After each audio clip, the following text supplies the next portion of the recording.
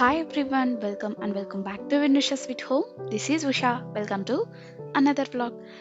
ఇది ఇవాళ వచ్చేసి నేను మీతో నా డైలీ ఆఫ్టర్ డిన్నర్ నా కిచెన్ క్లీనింగ్ రొటీన్ ఎలా ఉంటుంది అని చెప్పేసి షేర్ చేసుకోబోతున్నాను ఇన్ జస్ట్ 10 మినిట్స్. మన ఛానల్ని ఎవరైనా ఫస్ట్ టైం చూస్తున్నట్టయితే వీడియోని చివరి వరకు చూసి వీడియో నచ్చితే లైక్ చేయడం, మన ఛానల్ని సబ్స్క్రైబ్ చేసుకోవడం మర్చిపోకండి. సో వీడియోలోకి వెళ్తే ఫస్ట్ అయితే వాష్ చేసి పెట్టిన డిషెస్ ఉంటాయి కదా డ్రైయింగ్కి, సో వాటిని నేను సర్దడంతో అయితే స్టార్ట్ చేసేస్తాను.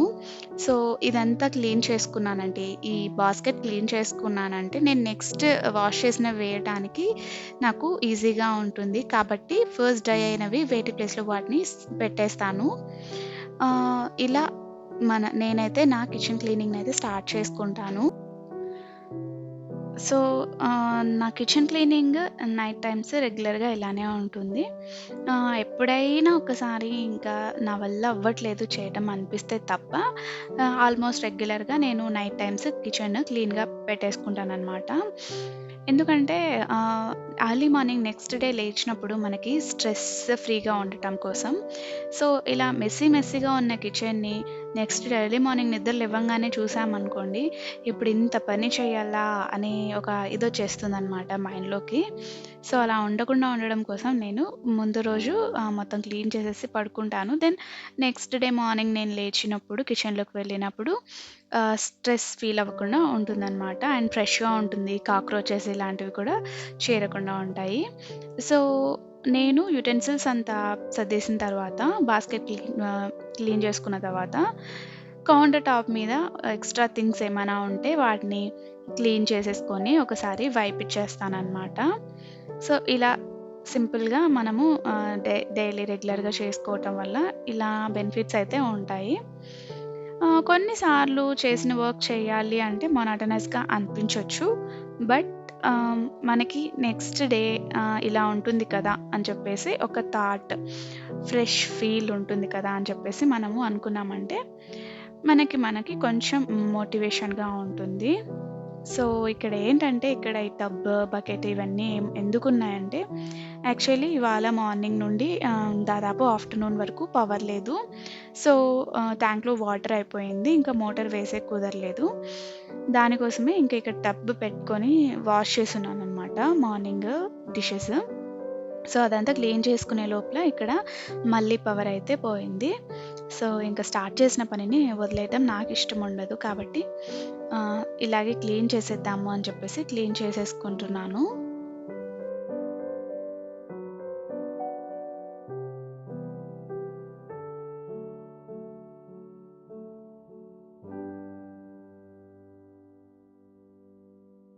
యాహ్! మీకనిపించొచ్చు ఇది కూడా షేర్ చేయాలా అని చెప్పేసి.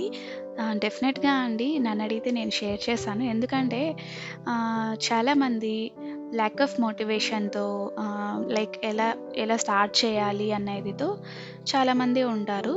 సో, అలాంటి వాళ్ళకి కొంచెం హెల్ప్‌ఫుల్‌గా ఉంటుంది కదా అని చెప్పేసి నేనైతే షేర్ చేసుకుంటున్నాను.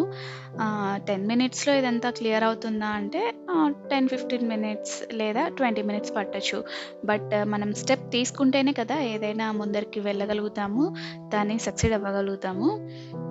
నాకు నచ్చని పని, డెఫినెట్‌గా నాకు నచ్చని పని, ఇష్టం లేని పని ఇదే అనమాట. ఈ డిషెస్ వాష్ చేయటము. బట్ అలాంటిది నేను అలానే పెట్టేస్తే అవి ఆహ్, పేరుకుపోతాయి కదా! ఫుల్ స్టాక్ అవుతాయి. సో, దానికోసమే నేను ఎప్పటికప్పుడు క్లీన్ చేసుకోవడానికే చూస్తాను. ఇప్పుడు కొంచెం ఎక్కువున్నాయి బికాస్ అదే చెప్పాను కదా! వాటర్ ప్రాబ్లమ్ ఉండింది. సో, దానికోసమే ఇలా ఉన్నాయి. సో, మొత్తానికి ఇవన్నీ క్లీన్ చేసుకోకుండా నేను ఇలానే పడుకునేసానంటే నెక్స్ట్ డేకి నాకు ఇంక ఫుల్ టైర్డ్‌నెస్ ఉంటుంది. మార్నింగే ఇవంతా ఇది చేసుకోవాలంటే. కాబట్టి సో, అంత క్లీన్ చేసుకొని నేను పడుకున్నానంటే మార్నింగ్‌కి నాకు ఫ్రెష్‌గా ఉంటుంది.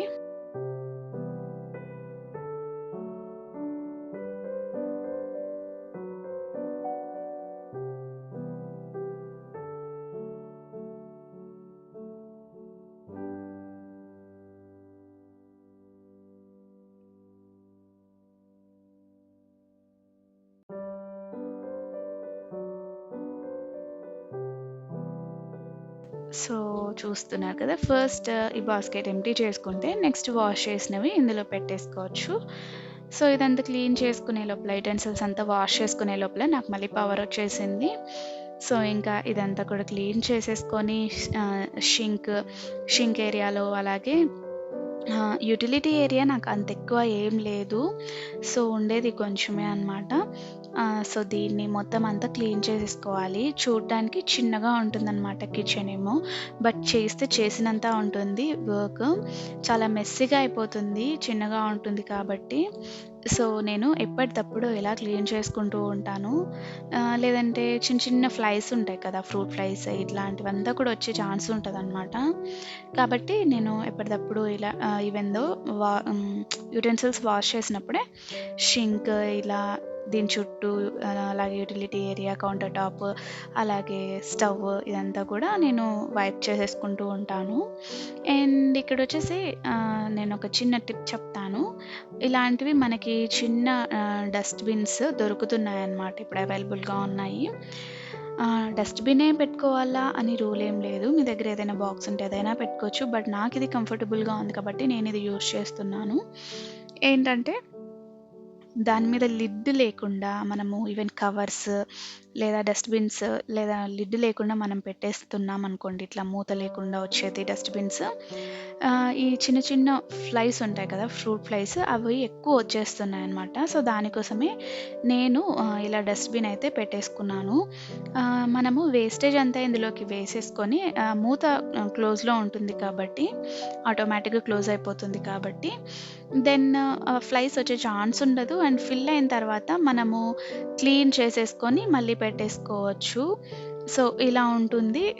ఫ్లైస్ అది రాకుండా ఉండడం కోసం నేనిది యూజ్ చేస్తున్నాను. ఇది నాకు మనకి 90 రూపీస్‌కి ఇలా వచ్చేస్తుందనమాట.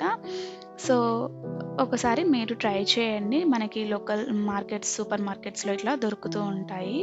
లేదంటే ఈ మధ్య అందరికీ తెలిసిందే గదా! ఫ్లిప్‌కార్ట్, అమెజాన్ ఇట్లా మీషో వీటిల్లో గూడా ఈజీగా అవైలబుల్ ఉంటుంది. సో, నేనైతే ఇది మా దగ్గరగా ఉన్న లోకల్ స్టోర్‌లోనే తీసుకున్నాను. సో, ఇదనమాట. సో, మొత్తం ఒకసారి అంతా క్లీన్ చేసేసుకుంటాను నేను ఇదంతా కూడా. సో, చూస్తున్నారు కదా! దెన్ ఈ పార్ట్ అయిపోయిన తర్వాత ఇంకా స్టవ్‌ని వైప్ చేసేసుకుంటాననమాట ఒకసారి. డీఐవై లిక్విడ్ యూజ్ చేసి, డీఐవై లిక్విడ్‌లో నేను వాటరు, డిష్ సోపు అలాగే దాంట్లో కొద్దిగా వెనిగర్ యాడ్ చేసేసుకొని, మిక్స్ చేసేసుకొని, స్ప్రే చేసుకొని క్లీన్ చేసుకుంటాను. సో, వెనిగర్ అది వేయటం వల్ల ఏంటంటే, ఆ స్ట్రాంగ్ స్మెల్‌కి మనకి ఈ ఫ్లైస్, కాక్రోచెస్ ఇలాంటివి రాకుండా ఉంటాయి. సో, దానికోసమే నేను వెనిగర్ అయితే యూజ్ చేస్తాను. అండ్ జిడ్డు మరకలు, మొండి మరకలు లాంటివి ఏమన్నా ఉన్నా గూడా ఈజీగా వైప్ అయిపోతుందనమాట. సో, ఇలాగా వైప్ ఇచ్చేసుకుంటాను.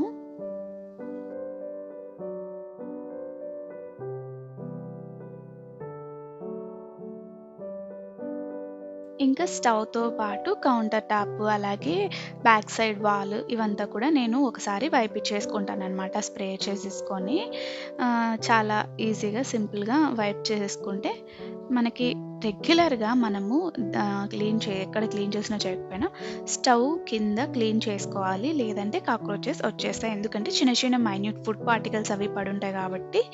సో, మనము రెగ్యులర్‌గా వైప్ చేసుకోవాలనమాట. సో, ఇంతే అండి. నా కిచెన్ క్లీనింగ్ అయితే అయిపోయింది. అంటే వాషింగ్, తుడవటము ఇదంతా అయిపోయింది. ఇంకా నెక్స్ట్ వచ్చేసి ఫ్లోర్ మీద పడున్న టైడీ పార్టికల్స్ ఉంటాయి కదా! ఫుడ్ పార్టికల్స్ అది ఇది ఉంటుంది కదా! సో, అదంతా కూడా నేను ఒకసారి స్వీప్ చేసేసుకుంటే సరిపోతుంది. సో, ఇంతటితో నా కిచెన్ క్లీనింగ్ అయిపోతుంది. సో, ఆల్మోస్ట్ రెగ్యులర్‌గా ఆఫ్టర్ డిన్నర్ నా కిచెన్ క్లీనింగ్ ఇలానే ఉంటుందనమాట. సో, ఇదే అండి ఇవాల్టి వీడియో. హోప్ ఈ వీడియో మీకు కొంచెమైనా మోటివేషన్ వచ్చింది అనుకుంటున్నాను నా వీడియోతో. హోప్ ఈ వీడియో మీ అందరికీ నచ్చిందనే అనుకుంటున్నాను. నచ్చితే మాత్రం లైక్ చేయడం, మీ ఫ్రెండ్స్ అండ్ ఫ్యామిలీస్‌తో షేర్ చేసుకోవడం మర్చిపోకండి. సో, నా కిచెన్ క్లీనింగ్ అయితే అయిపోయింది. చూస్తున్నారు కదా! స్టార్టింగ్‌లో నేను చూపించిన దానికి ఇప్పటికి డిఫరెన్స్ అయితే మీకు తెలుస్తుందనే అనుకుంటున్నాను. ఇదనమాట ఇవాల్టి వీడియో. సో, ఇలాంటి వీడియోస్ మన ఛానల్ నుండి మీరు మిస్ కాకుండా చూడాలి అంటే మన ఛానల్‌ని సబ్స్క్రైబ్ చేసుకోవడం, పక్కనే ఉన్న బెల్ ఐకాన్ హిట్ చేయడం అస్సలు మర్చిపోకండి. మరో మంచి వీడియోతో మళ్ళీ కలుద్దాం. Until then stay tune to our channel. Thank you so much for watching.